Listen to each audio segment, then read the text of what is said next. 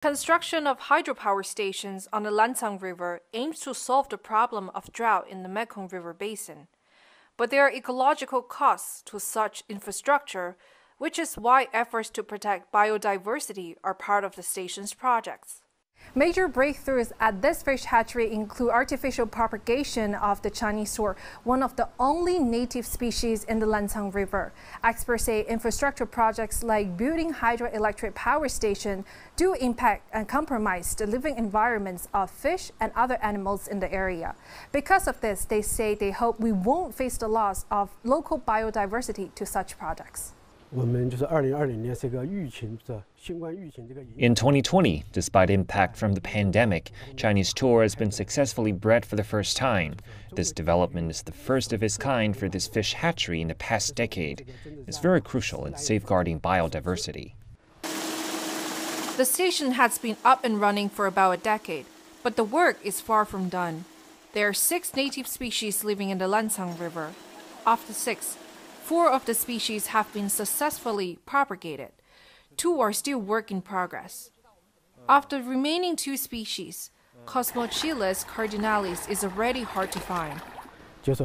That means if the wild ones are hard to find, it's already a challenge for artificial breeding and release. It means that we do not have the original sample. We can't do anything about it. This is the challenge.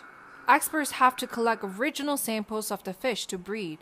After successfully breeding the species, they need to raise them to certain sizes until they are ready to be released into the water. We release them based on their reproduction season, which starts in May. The amount of fish we release is based on the report on the environment of Nuozhadu Hydropower Station. Breeding projects are not the hydropower plant's only concerns. They also have an animal rescue station that's under supervision by the city's Forest and Grassland Bureau. The macaque, a Chinese national first-class protected animal, is a new resident undergoing examination. We mainly help out the animals that are injured or trapped. We also search and rescue the young ones. Once their health condition has become stable, we release them back into the woods, where food and water resources are abundant and with minor human activities.